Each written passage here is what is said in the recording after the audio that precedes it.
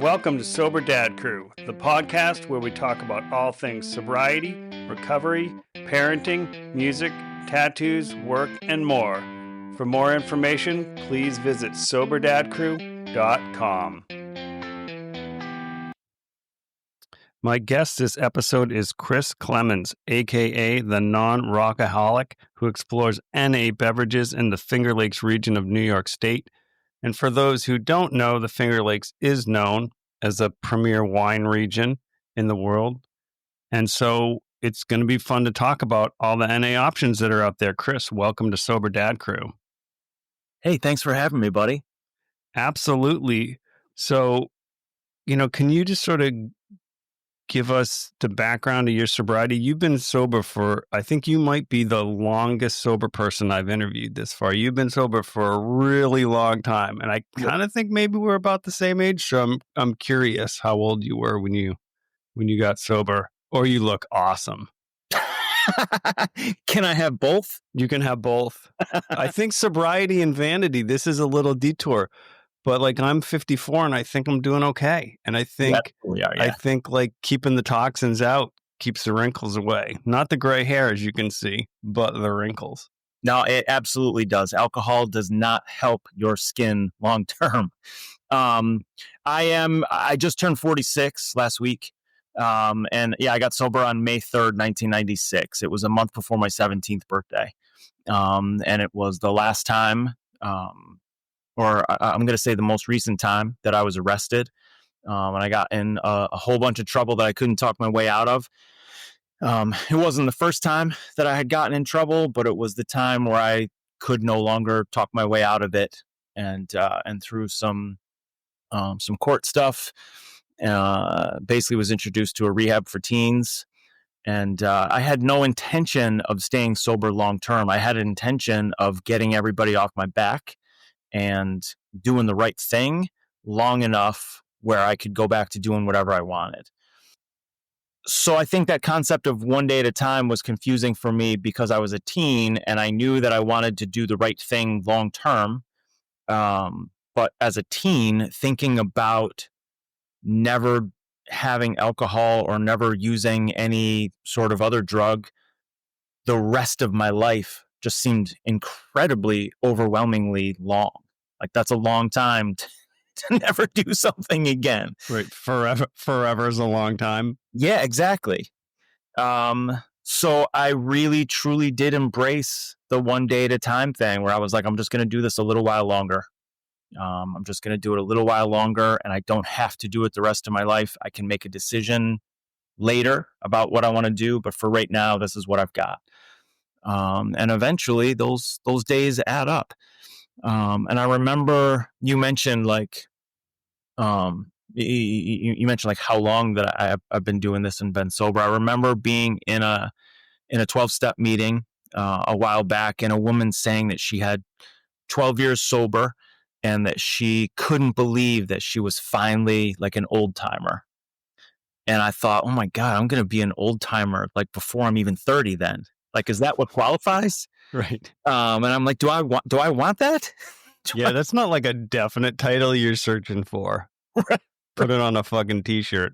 Exactly. So it's been pretty wild. It's been a wild. I mean, so in May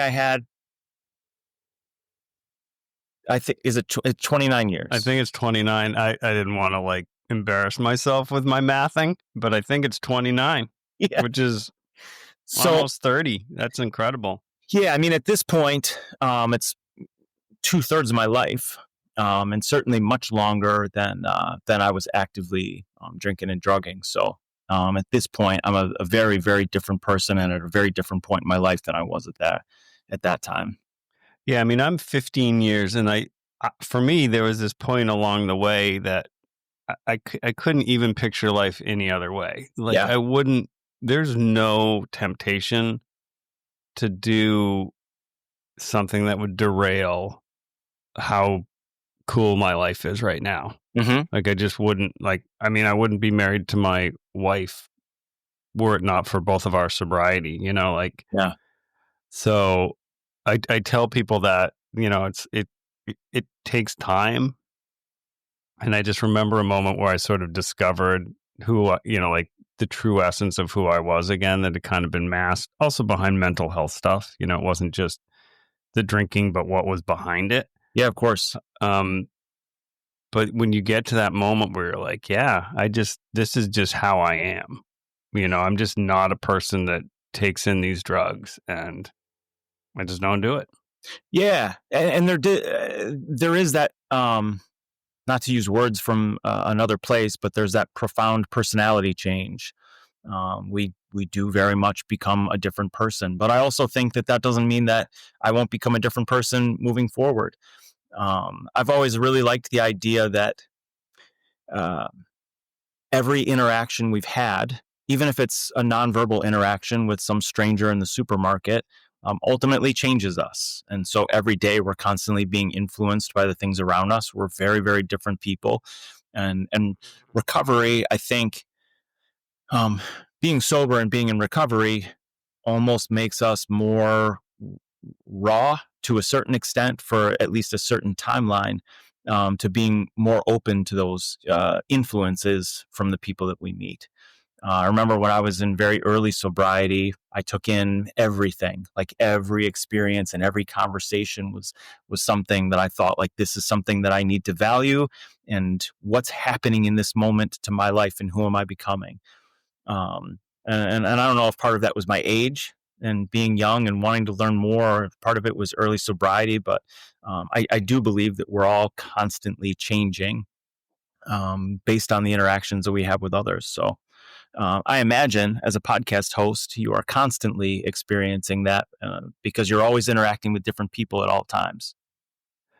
Yeah, I mean, the variety of sort of conversations, like I didn't do, a program, but I did a ton of therapy. Sort of, I just stopped and walked away to talking to people who, had multiple runs through rehab, or Yeah. people who ended up in a place, where they tried to die by suicide. I mean, there's been a wide variety. It certainly reminds me of how important gratitude is Hmm. in life. And I've talked about this before, but my grandmother always talked about being greatly blessed. And Yeah. I have that tattooed. We'll talk about tattoos. I have that tattooed on my arm, as a reminder, like, even when things are hard, like, I have a lot of blessings, which is also, like, in this time we live as a heterosexual white guy, a reminder of my privilege and Hmm. like my responsibilities out there to kind of navigate the world that way. But, to your point of connecting and taking things in, I always tell people the journey matters, right? You don't just end up where you are in a vacuum, and you wouldn't be where you are without those other experiences. So you can't really like say, oh man, I just wished I had never ... Absolutely. because then you're not sitting where you're sitting. So even when things are hard, you can find that resilience and move through it, and they generally will get better. Yeah, agreed. Even in sobriety, there have been times that I've made terrible decisions and done things the wrong way.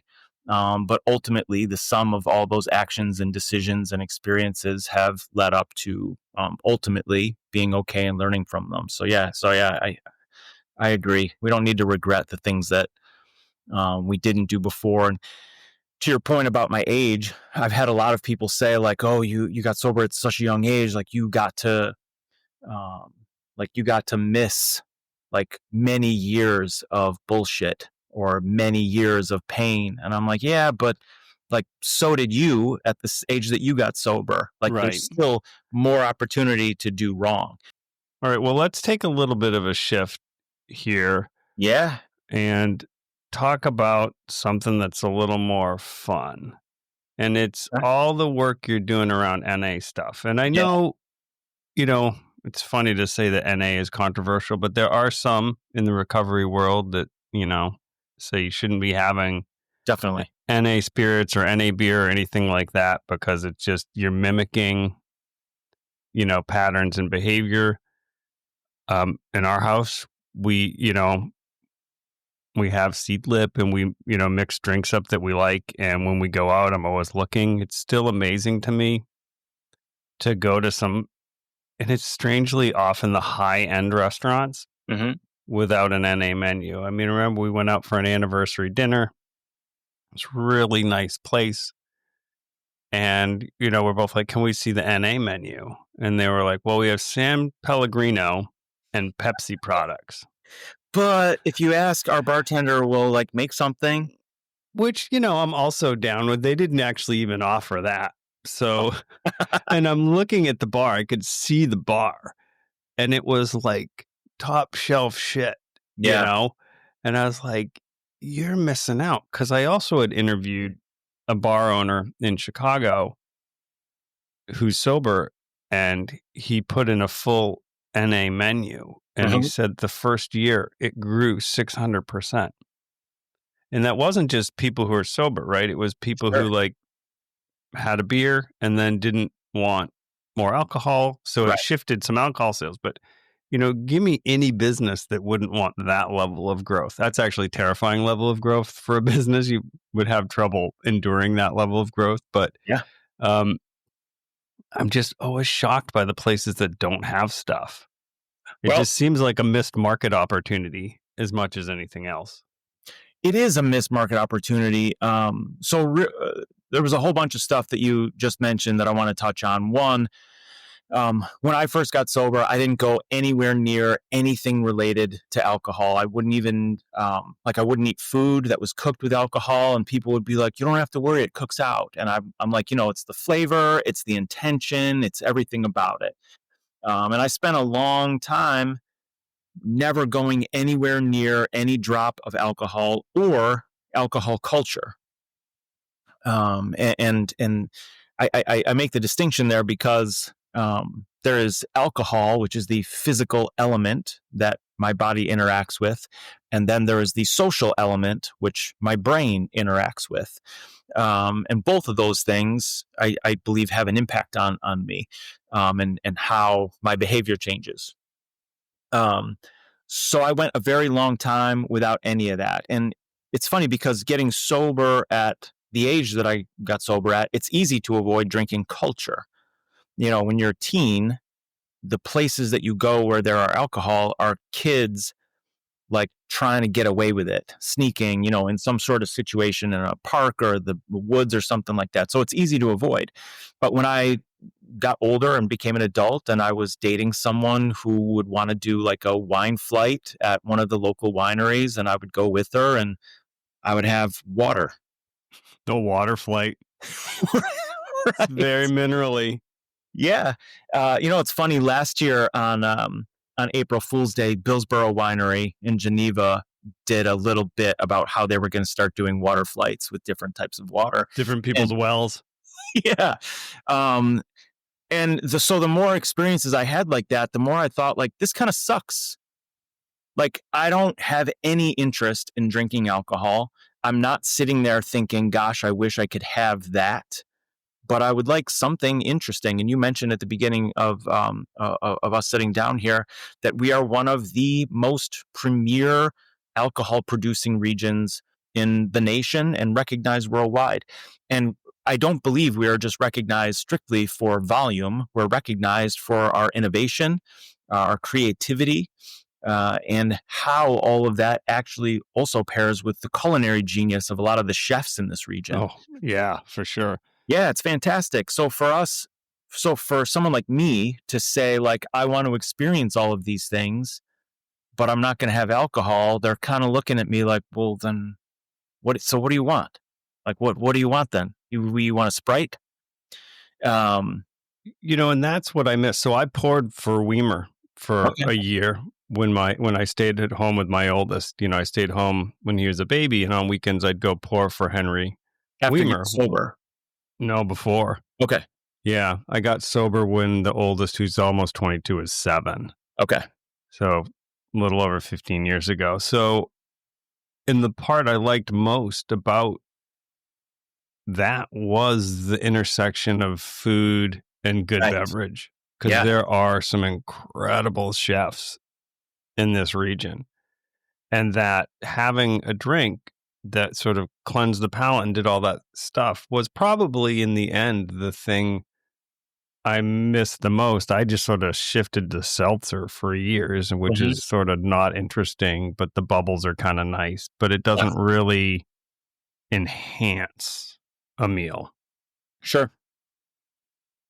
Yeah, I totally agree. There are a lot of, I shouldn't say there's a lot of, it's very common to see a prefix dinner in the Finger Lakes for, $130 or whatever. And it's like a 5-course pairing with food and 5 different wines. And I know that I can go and say I don't want the wines, but I know that I've spent probably 30 to $40 just on alcohol that I'm not going to be drinking. And they're going to give me like a ginger beer. And I keep going on about how this hasn't been great. The last handful of years, it started to get much better. And you already mentioned going out to dinner and having not an ideal experience. We've got a long, long way to go. But things are changing. And to circle back to what I was talking about a couple minutes ago, you mentioned that there's a lot of controversy around people in recovery drinking alcohol adjacent or alcohol alternatives. But at this point, there's a lot of people getting sober and publicly identifying as sober that are not in recovery at all. 100%. Yeah, and there's a ton of people who are basically saying, you know what, I'm not a down and out, end of the road alcoholic that had to go to rehab and AA meetings in a church basement. I just decided it's not working for me anymore and I don't want it.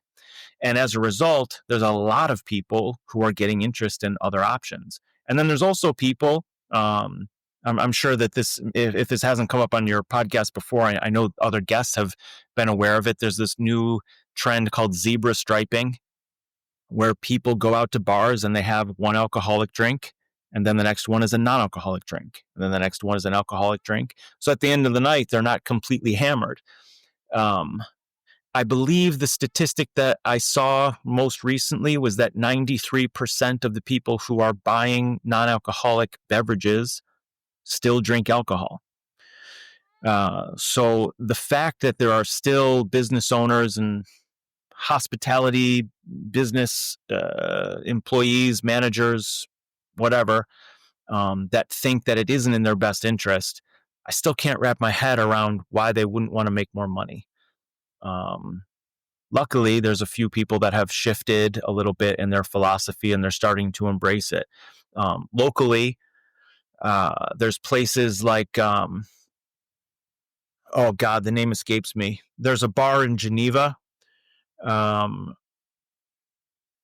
right downtown. Back in February, they shut down for an entire night and reopened only as a non-alcoholic bar. Oh, really? Yeah. So there's places that are trying things and like saying like, hey, we don't really understand where this is going, but we recognize that it's changing. And if we don't change, we're going to be left behind. And that's really cool to see. And it's cool that people recognize like, we don't know how this works, but it seems cool and it seems intriguing and we want to be part of it. So I've spent a lot of time trying to support those folks who are on board. Yeah. And for years, there wasn't much. And maybe 10 years ago, I had kind of started to craft a little business plan around an NA space in Ithaca. Now, Ithaca, New York is pretty small. It is. And I came to the conclusion at that time the market share wasn't there, and which was probably wise. But in that intervening time, a couple places like the Argos Inn and Watershed had opened. And while they are legitimate, bars with lots of alcohol, they were early adopters of NA menus. And I'll go out, I go to shows, so I'll go to shows and bars. It really doesn't bother me, but it sure is nice to go to a place and they hand you this menu and and they're incredible, shrub-based stuff that's really, it doesn't even have to have any, it's not trying to even mimic alcohol. Some of the NA spirits out there sort of trying to mimic gin or whatever, which is fine.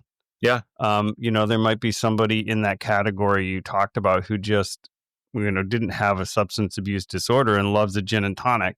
Right. They just don't want the alcohol. Right. But these were really sort of something kind of different. And the vibe in those places, I mean, Watershed, I've talked about a lot of times, pay a living wage. It's not a tip-based system. So there's a lot about that bar and its owner and its place in the community that I love. It's like also a place if you're a grown up you can go. Uh-huh. Feels like like a grown up place. No one's really getting sloppy in there. Sure. It's not that kind of place. But a few of those places emerged. But it's probably the last 2 or 3, maybe 4 years where I feel like it's really, really taken off. Um, It I interviewed the owner of All the Bitter, which they're out in California, but they Yeah. do an NA bitters, and they worked at the French Laundry, right? Like one of the top restaurants probably in the world. I mean, certainly in the country, and had to become sober because that culture and environment wasn't good for them. And they, as a couple with toddlers, launched this business that's going really great. So it's really picking up steam. And it's just super cool to see. Yeah, I agree. 10 years ago, 2015, 2016, I think there were people who were interested, but it was still really, really early. And I agree that in the last 5 years, and I believe that COVID had something to do with that, things have shifted immensely. Um, since I got sober, during that time period, there have been little um, blips on the timeline of where it became cool to get sober. Like it would usually be following a celebrity who maybe got in trouble and then got sober. John Larroquette is one that I can think of. He actually had a show where he played himself, and he was like an AA sponsor to people. And like, it was like, oh, okay, like it's cool to be sober, but it never really lasted. And I think that there are a bunch of naysayers, if that's the right word, who are thinking that the current trend is one of those blips. And I think they are completely wrong. And one of the reasons I think they're completely wrong is in the past, no one was investing in options for people who were sober. And at this point, there are multi-billion-dollar corporations who are saying, oh, damn, like this is changing, and it's changing our pocketbooks. And if we don't get involved in it, we're going to lose out. You see, like Heineken Zero is investing in advertising in sporting events all over the place. Like if you see soccer, like international soccer on shows, Yep. Heineken Zero is all over the field. Guinness Zero. More locally, Constellation Brands, which is one of the largest alcohol um, sales conglomerates in the world. Constellation Brands was originally founded, I think it was in the 60s, by a few wineries here in the Finger Lakes who said, how can we start selling our wines to a broader audience geographically? And they've grown into being like one of the largest like in the world. And it was only the last, to your point, like 2 or 3 years where they started saying, yo, we're going to lose some money here if we don't figure out this NA thing. And all of a sudden, now they're starting to invest in things like they own Corona. So Corona came out with an NA, and now they're starting to put money into all those things. And I think that that's a strong indicator that it's not just simply a fad that's going to go away. People are basically saying, we're investing money in it because we think it's here to stay. Yeah, I think the best example or comparison I can think of is, when I was a kid, so I'm about 10 years older than you, in the 70s, everybody smoked. I Yeah. mean, our family gatherings, the number of people who didn't smoke who weren't children Yeah. was like really low, right? And now smoking is so much less common. I mean, Very much. there's this whole like vaping thing with younger people that I Sure. think is problematic, but I think on the whole, percentage of smoking and views about the health effects of cigarettes really changed and impact people. And I think Agreed. you read the conversations now, and there was just, I think it was in the New York Times, had an article recently, and someone said, is there like a least bad kind of alcohol? And the basic answer was no, there's like not a least bad kind of alcohol. It's like saying there's a least bad kind of cigarette. I mean, maybe there's some that are somewhat not as terrible, but it's all like, not healthy. And the general research is showing that any amount of drinking is not particularly good for you. Right. and is linked to dementia and cancer and all these other things that I just don't want to intersect in my life, you know? Yeah. And I think there are some people who are saying, I'm willing to take those risks. And I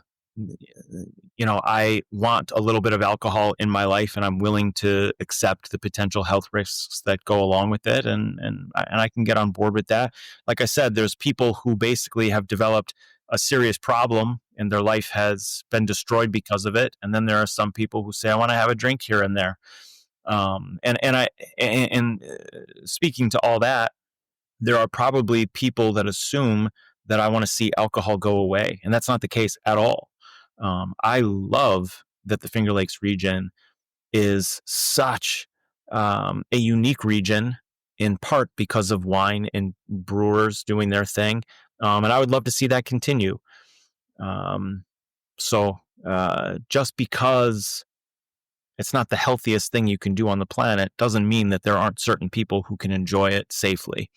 Right. If you can have a glass of wine with dinner, amen to you. Yeah. Like that.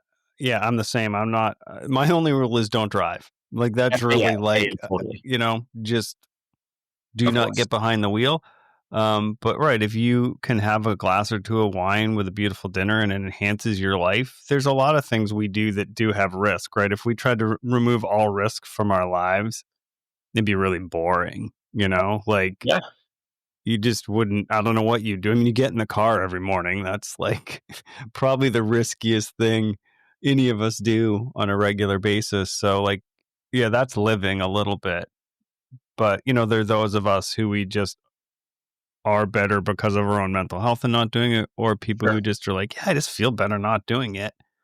But like we've said, I want the beautiful meal. And, I was watching one of your clips, and we'll put all your links and everything in the notes, and you were tasting wine grape juice, so like Riesling juice, Yeah. right? And Yeah. and for people who don't know, right, all those grapes have really unique flavors.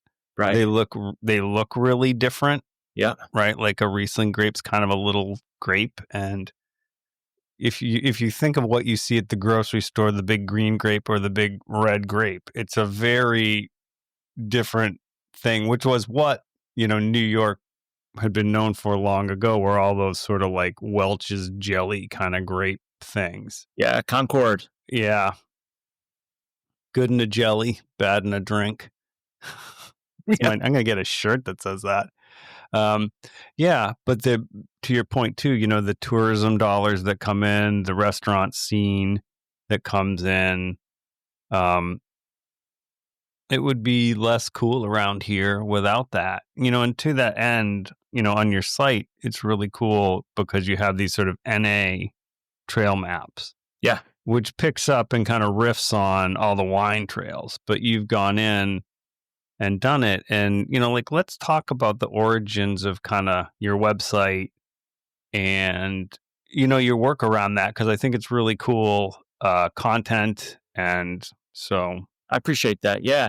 So I think I mentioned earlier that I would start going to wineries with people that wanted to do wine flights and stuff, and I would have nothing, and I would say like, "Well, this kind of sucks." And it was my dad, who has never really drank much, that told me that he discovered Wagner vineyards here in the Finger Lakes. They do a grape juice, and they have a bottle, and it's a full like wine looking bottle, and it's a blush grape juice. And I thought, well, that sounds cool. And I got some, and I thought, this is pretty good. This is cool. Like it feels like I can fit in places. And then I wondered, like, I wonder if there's other places that are doing this around the Finger Lakes. So around, it was probably 10, 11 years ago, I drove around every place in the Finger Lakes that I could find. The internet was obviously around, but it wasn't quite as robust as it is now. So you could go to websites, but people didn't have everything listed. There was a lot of places I would just pull in the parking lot, walk inside, and say, "Do you have anything non-alcoholic?" And they would say, "No," and I would say, "Okay," and I'd turn around and leave. And I created a list based on all that information. And it was, I think 2015 was the first time I published those on a different blog that I had called Exploring Upstate, and I basically created the non-alcoholic trails of the Finger Lakes. And the reason I did it was because when friends said, I'd love to go into the Finger Lakes and take a day and stop at places, I'd say, great, here's a list of places where you can enjoy something and I can enjoy something. And that was the purpose of those. Unfortunately, in the last 10 years since I first created those, the needle hasn't moved far on the metric of improving those. Most of the places that were on those lists back then are the same places that are on there today. They've grown a little, but not a lot. So it's been really, really cool to find a bunch of places that take it seriously. And I want to make sure to support them and support people like me who are looking for them. You mentioned earlier driving.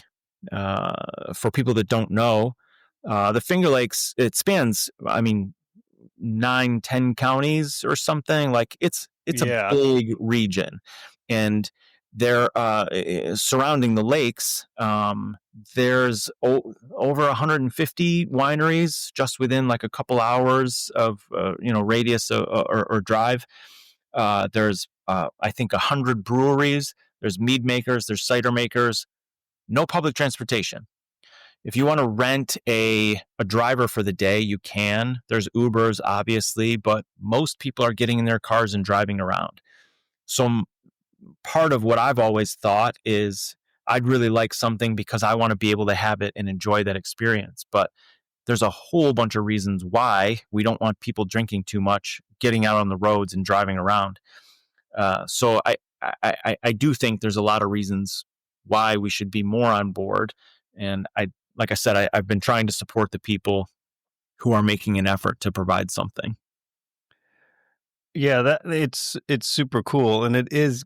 And I always thought that when I worked at the winery, I was like, man, there's just people on a Saturday in the fall, because that's like the big season, because that's when harvest and crush and all that stuff's happening. Right. So it's like the greatest appeal, and it's. I mean, we live in a beautiful place. I live right outside of Aurora now, and it's the Finger Lakes are incredible. I mean, Yep. they're we're formed by the receding of glaciers. There's incredible hiking. I mean, it's just legitimately a beautiful place. The biggest lakes. I mean, Seneca Lake is what, 800 feet deep? Mm-hmm. It's enormously deep. Right. There's like a Navy sonar training thing there. So it's a very unique, environment. And those, the wineries and all the tourism around that really support that and support the economy. But it seems to me that it's sort of the bigger places that are probably able to bring in the NA. Like a Wagner is a bigger, winery brew. They were always a winery and a brewery, Right. and they had a restaurant. So, I mean, I think it's the smaller ones who are, really trying to sell out the door. That it's harder for them to do it. It could be. I think there's a couple things that impact it, and part of it is just the people who are behind it and how on board they are. There is a huge multi-million-dollar winery operation that I went to last summer, and I won't call them out by name. They didn't have a single non-alcoholic option, not a single one, and they're big and they are filthy. And it's very possible that there are some people, and I'm not saying that's the case with this winery, but I have definitely met some industry leaders who have said, we don't want it. Like, we're not interested in it. Somebody just a couple weeks ago said something to the effect of, it would be like going to a barbecue place and asking them why they don't have vegan things on their menu. And that's a whole other discussion in and of itself. I love that comparison, though. I mean, we are a capitalist society, so why not? Well, so I guess that's the thing that I've been saying is, if you want to say on principle we don't want to do it and we're willing to lose money, be my guest. But you have to understand that part of that formula means you're going to have fewer sales moving forward if there are more and more people who want those options and other people are offering them. They can choose to go to those places.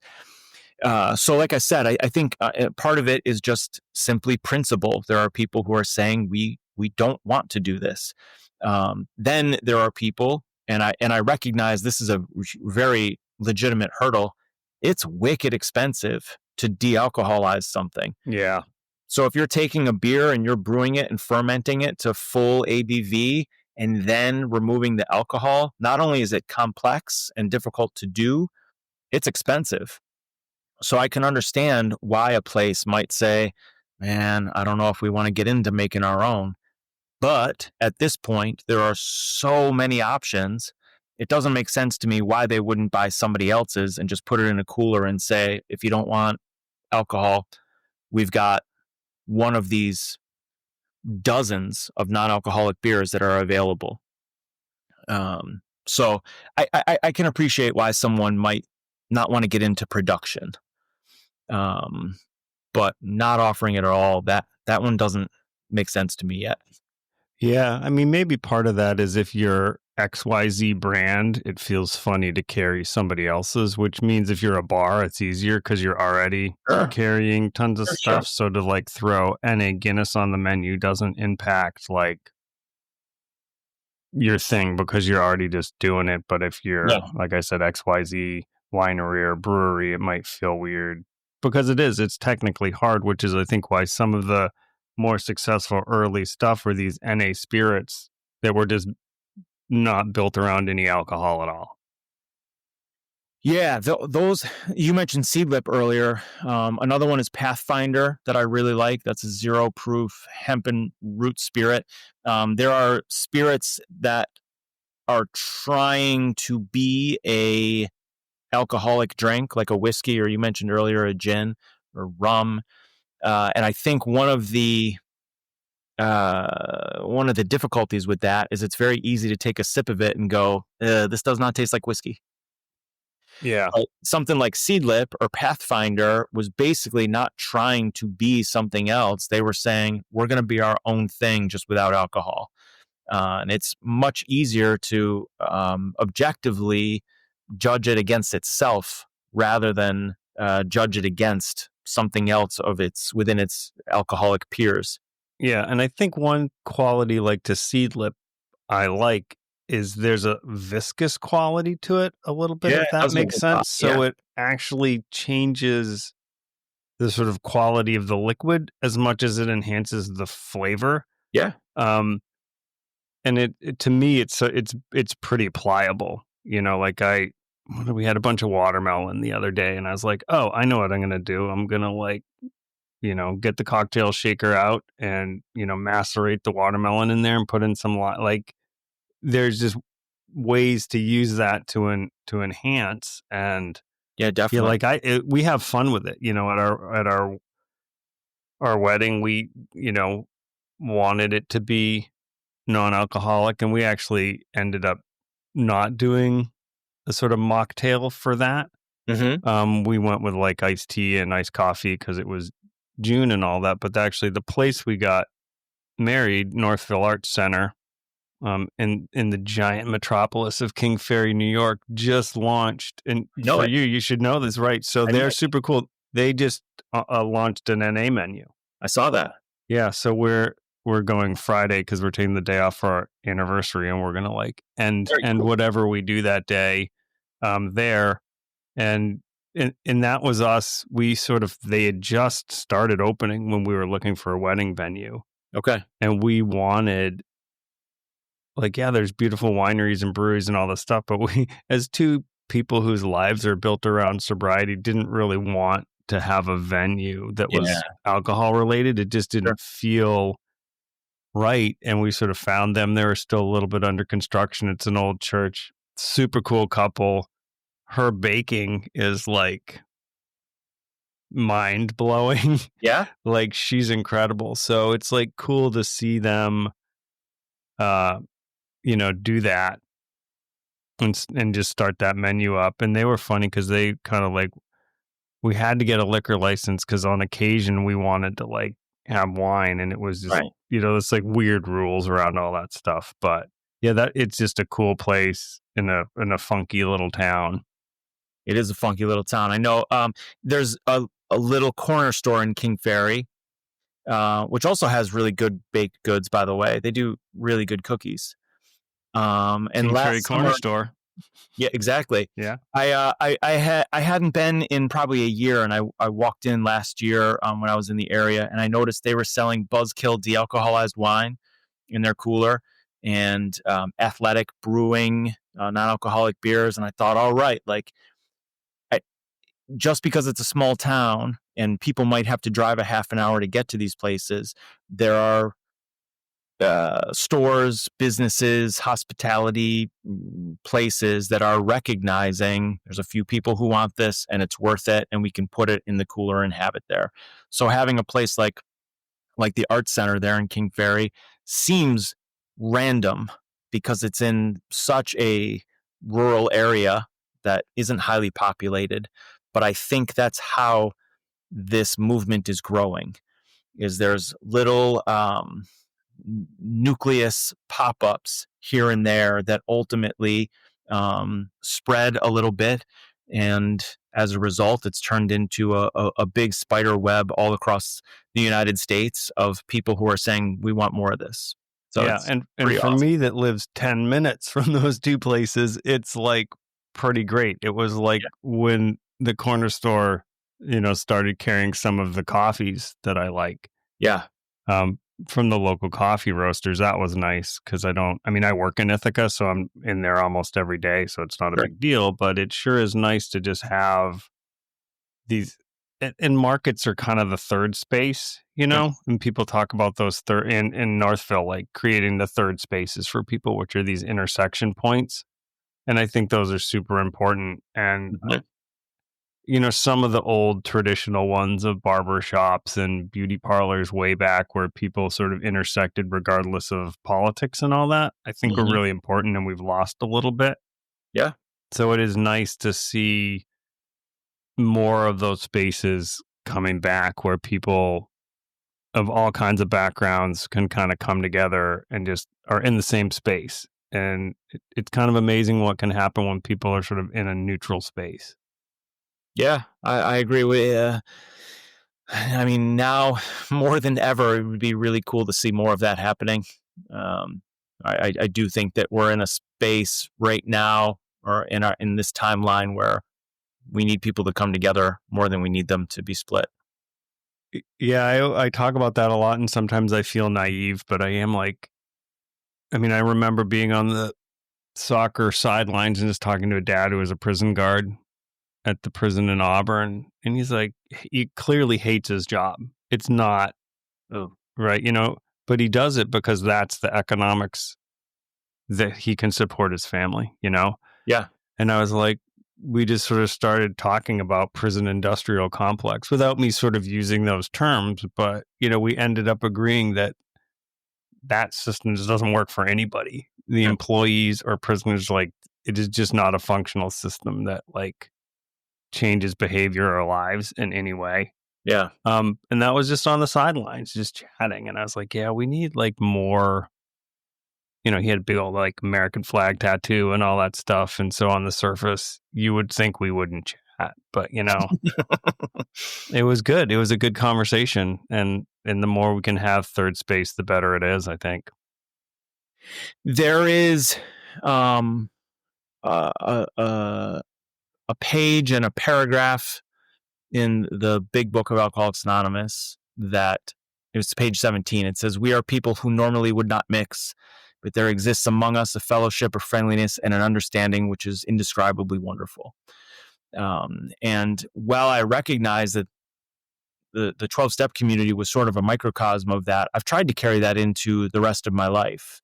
A lot of friends that I have are very non-conventional looking relationships. They're people that I normally would not mix with and become very, very close friends with. There's age gaps, there's background gaps, there's all kinds of different things, but I don't think I'd want it any other way than to connect with people that are not exactly like me.